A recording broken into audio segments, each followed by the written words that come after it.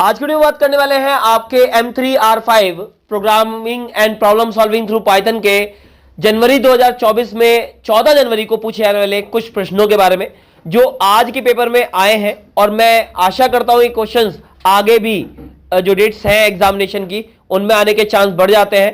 So that's why ये question मैं आप लोगों के साथ डिस्कशन करने जा रहा हूं।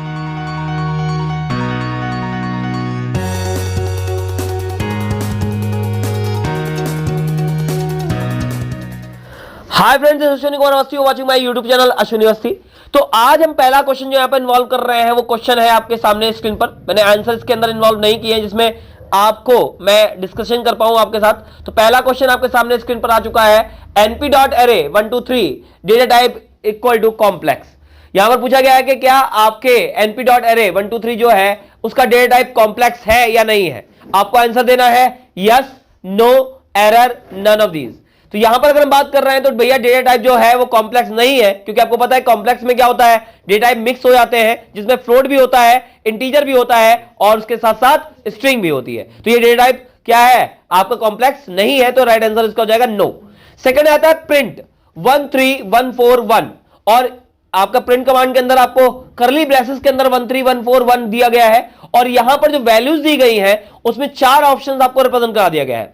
और जैसे कि हम जानते हैं कि यहां पर जो वैल्यू रिप्रेजेंटेशन की गई है इनका साफ सा मतलब होता है कि करली ब्रैकेट में 2 ही चीजें रिप्रेजेंट होती हैं, एक होती है डिक्शनरी और एक होता है सेट।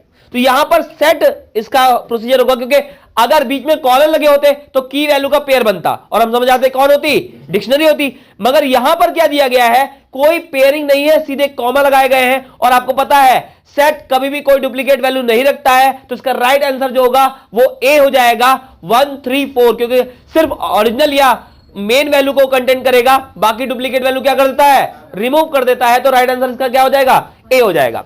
अब यहां पर तीसरा क्वेश्चन जो दिया गया था क्योंकि कंटेंट मुझे प्रोवाइड नहीं किया गया है, सिर्फ क्वेश्चन प्रोवाइड किए गए हैं। सो दैट्स व्हाई यहां पर सिर्फ क्वेश्चन लिखा है डेटा साइज ऑफ वर्ड।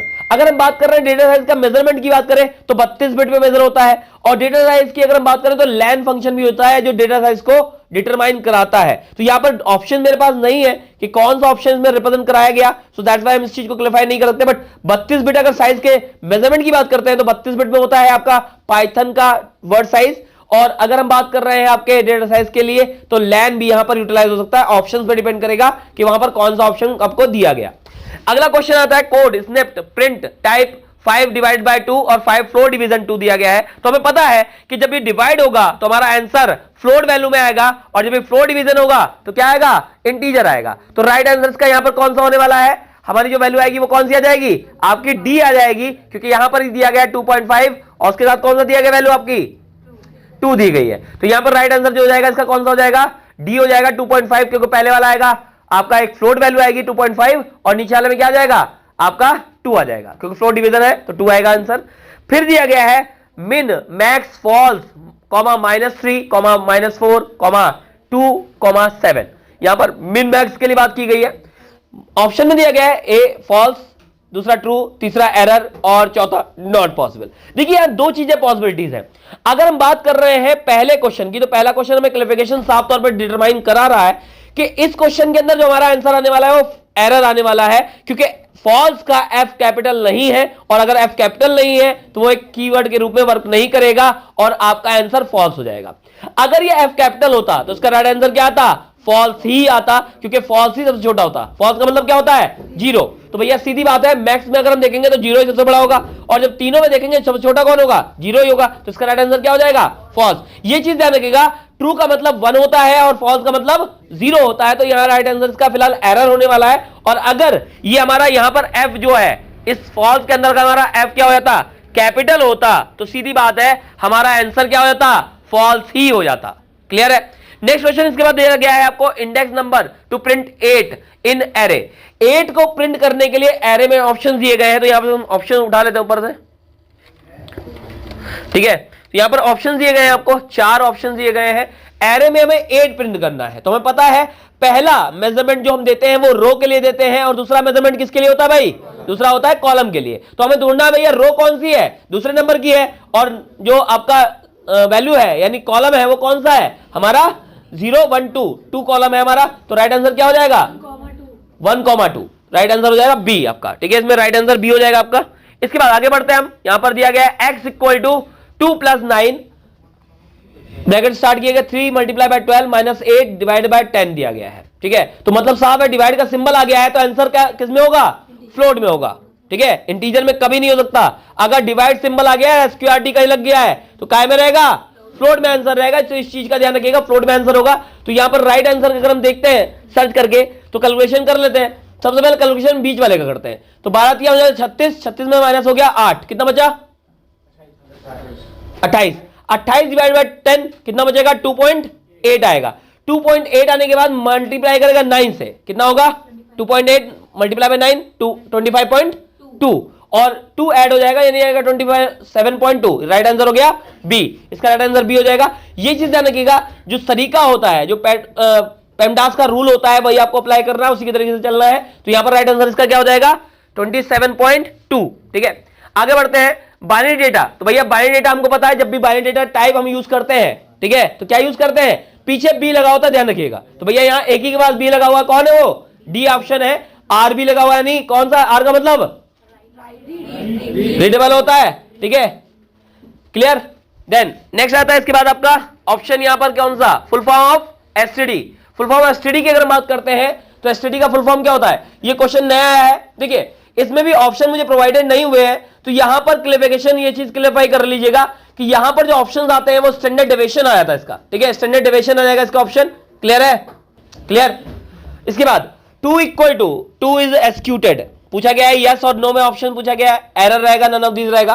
तो भैया 2 इक्वल टू 2 इज एक्सक्यूटेड, क्या ये एक्सक्यूट करेगा, तो भैया ध्यान रखिएगा एक्सक्यूट करेगा, यस, और इसका आंसर होगा फॉल्स, क्योंकि एक कौन है, एक स्ट्रिंग है और एक कौन है, एक इंटीजर है, तो यहां फॉल्स आ जाएगा क्योंकि बराबर नहीं है दोनों। वो पूछ रहा है क्योंकि इसके पीछे एक्चुअल में एक क्वेश्चन मार्क होता है, वो हमेशा बूलियन के लिए यूटिलाइज होता है, ट्रू एंड फॉल्स में आंसर देगा, तो ये फॉल्स हो जाएगा, आंसर करेगा, एक्सक्यूट करेगा। ये पूछ रहा है एक्सक्यूट करेगा कि नहीं करेगा, तो एक्सक्यूट करेगा, करेगा, ठीक है, राइट आंसर होगा यस, एक्सक्यूट करेगा भाई ये, क्योंकि एक्सक्यूट करके जो रिप्लाई कर दे वो आंसर है, तो सीधी बात है फॉल्स में आंसर देगा आपको, मगर एक्सक्यूट तो करेगा ना प्रोग्राम, ठीक है, तो एक्सक्यूट करेगा।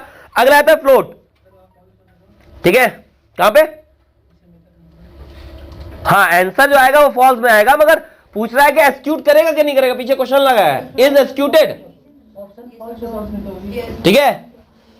ट्रू फॉल्स में मतलब नहीं है बेटा, यहां पर उसने सिर्फ ये पूछा है कि अगर हम प्रोग्राम चलाएंगे एक्सक्यूट करेंगे तो एरर आएगा कि एक्सक्यूट कर जाएगा, तो अपने कहा एक्सक्यूट करेगा, ठीक है।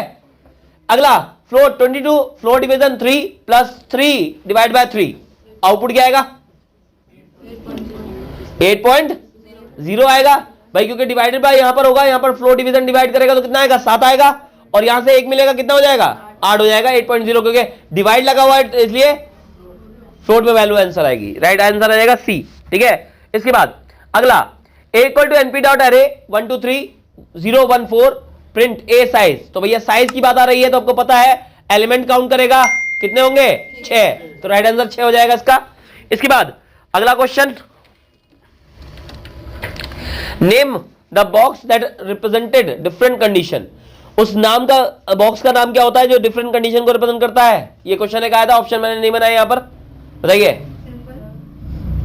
नेम जो डिफरेंट, डायमंड, ठीक है। Number of keyword in Python 3.7, अब 3.7 की बात की गई 33 आएंगे, और अगर 35 का ऑप्शन आ रहा और पूछ रहे खाली, क्योंकि मुझसे ये बात प्रियांशु ने कही कि सर मेरे पेपर में 4 बार क्वेश्चन आया, किसका, आपके पाइथन के एक्सटेंशन का, बस ऑप्शन ऊपर नीचे हो रहे थे, एक ही क्वेश्चन 4 बार रिपीट किया, ठीक है, तो ऐसा भी हुआ, उसने बोला ऐसा, अब बच्चा बोल रहा है मतलब साफ सी बात है, जाहिर सी बात आया होगा, ठीक है। उसके अलावा ये चीज ध्यान रखिएगा, ये क्वेश्चन कई बार पूछा गया है और अलग अलग वे में पूछा गया, क्योंकि उसने कहा कि उनके में अलग तरीके से पूछा गया, मेरे में अलग तरीके से पूछा गया।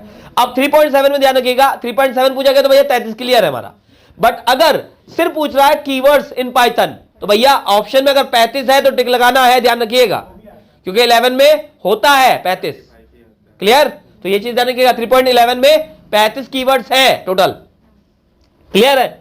इसके बाद फुल फॉर्म पीआईपी, ये क्वेश्चन आपका आया था, तो ध्यान रखिएगा, प्रोफेंड इंस्टॉलर प्रोग्राम कहलाता है, सीएसवी का क्या होता है, कॉमा सेपरेटेड वैल्यूज होती है, ये दोनों फुल फॉर्म आए हैं, तो इनको ध्यान रखिएगा आप लोग। इसके बाद ईओएल फुल फॉर्म पूछा गया, तो यहां पर होता है एंड ऑफ लाइन, ध्यान रखिएगा एंड ऑफ लाइन कहलाता है ईओएल आपका पाइथन के अंदर, ठीक है। तो ये भी क्वेश्चन आया है 16 नंबर पे। 17 नंबर पे क्वेश्चन दिया गया है आपको a इक्वल टू 15 और a लेफ्ट शिफ्ट 2। अब ये क्वेश्चन का आंसर भैया आप लोग देंगे कितना? वेरी गुड, डायरेक्टली निकालना है। मैंने बताया था लेफ्ट शिफ्ट होगा तो क्या होगा, आपको मल्टीप्लाई करना होता है। राइट शिफ्ट होता तो क्या करना होता है, डिवाइड करना होता है। अब यहां वैल्यू दी गई 2, तो मल्टीप्लाई करेंगे 2 की पावर 2 कितना होता है 4 से, तो भैया 4 से मल्टीप्लाई करोगे 15 को 60 हो जाएगा, सीधा आंसर, ठीक है। इसके अलावा कुछ क्वेश्चन लैम्डा फंक्शन के आए थे, लगभग 5 क्वेश्चन बताए गए कि 5 क्वेश्चन आपके लैम्डा फंक्शन से भी उठे थे। तो ये थे वो इंपॉर्टेंट क्वेश्चन जो आपके 14 जनवरी 2024 में पेपर में आए हैं, तो काफी इंपॉर्टेंस रखते हैं, इसलिए क्वेश्चन मैंने आपको प्रोवाइड कराए। आशा करता हूं वीडियो अच्छी लगी होगी, अगर अच्छी लगी हो तो लाइक जरूर करिएगा, इसका शेयर बटन के माध्यम से व्हाट्सएप और फेसबुक पर शेयर जरूर कर दीजिएगा। एट लास्ट मैं कहना चाहूंगा thanks for watching my video, thank you.